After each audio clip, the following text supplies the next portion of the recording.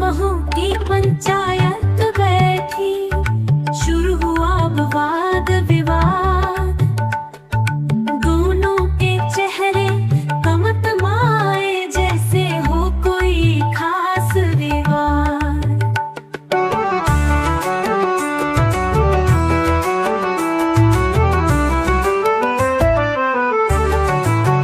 बहू रानी सुन ले, तेरा चाल चलन ठीक नहीं, घर के काम छोड़ देती है ये तरीका सलीक नहीं।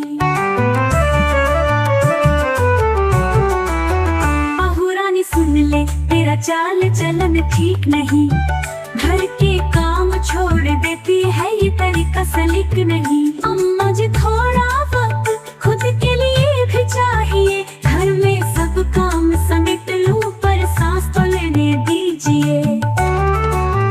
हमारी बहू चूड़ी बिंदी पहन कर करना इखलाए, काम के समय फोन पकड़ती घर को पीछे क्यों भटकाए। अम्मा जी ज़माना अब बदल गया है, हर घर में सबने मिलजुल के जिम्मा संभाल लिया है।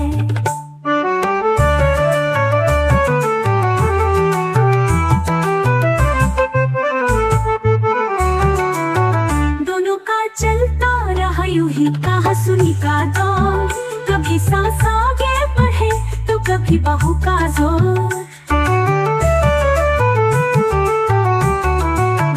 दोनों का चलता रहा यूं ही कहा सुनी का दौर, कभी सास आगे बढ़े तो कभी बहू का जोर।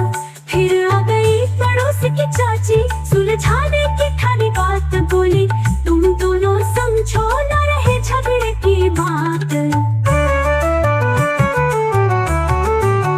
फिर आ गई पड़ोस की चाची, सुलझाने की ठानी बात बोली, तुम दोनों समझो न रहे झगड़े की बात।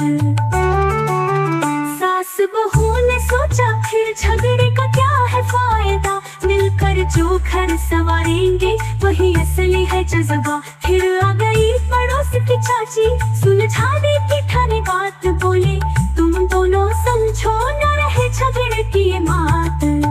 सास बहू ने सोचा फिर झगड़े का क्या है फायदा, मिलकर जो घर संवारेंगे वही असली है जज्बा।